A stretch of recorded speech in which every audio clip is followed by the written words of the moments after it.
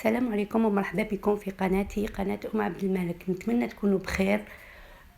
اليوم جيتكم بوصفة دون مسلق، نتمنى تعجبكم وتجربوها. نبداو بالمقادير.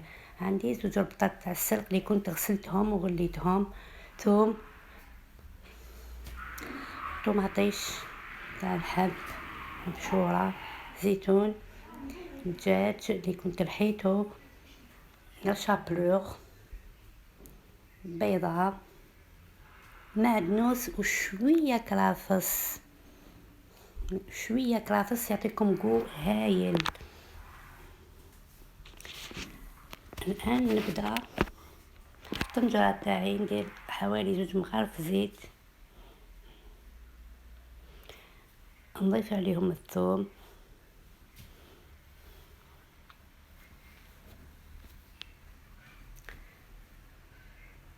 هاد الوصفه خياتي مليحه خاصه للحوامل. مليح السلق يدير الحليب للاطفال تاعكم.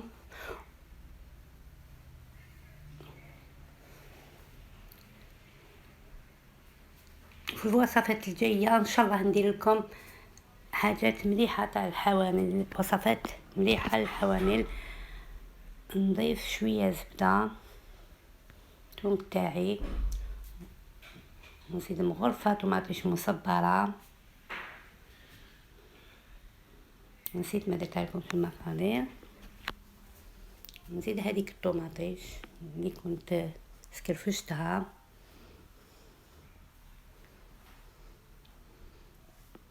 ونخلي الثوم تاعي يتحمس مليح مليح. نزيد الملح،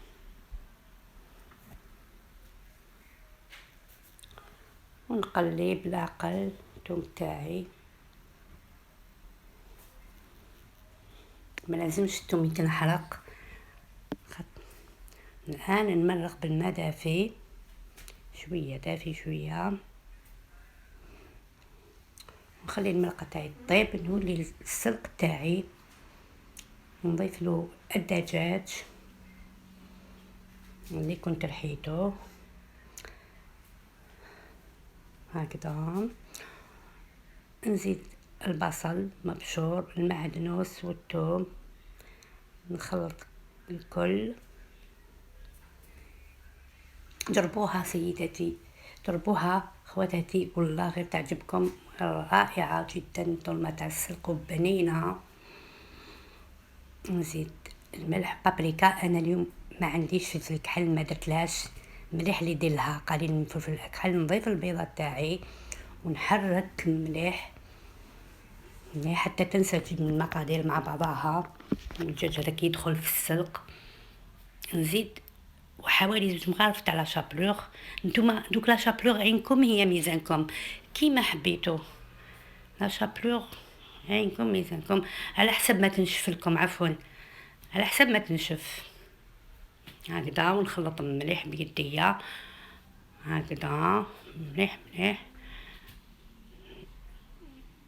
ندير لي بولات تاعي، نرمدهم في الفارينه هكذا، شكلهم لي بولات، ونرمدهم في الفارينه كما تشوفوا. نرميهم في الفارينه.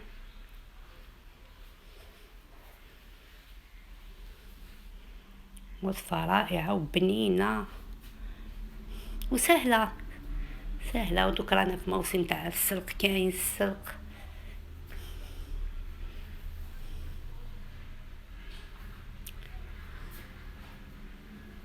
راني نرمد فيهم في الفارينه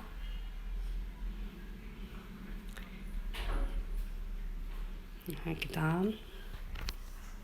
وشوفوا لي بولات تاوعي مليك هكذا. سخنت مقله، ما درتش بزاف الزيت، غير شويه، يعني ماشي لازم عليهم يطيبوا، يحمروا برك شويه مليح باش يحكموا روحهم في المقله هكذا كما راكم تشوفوا خياتي.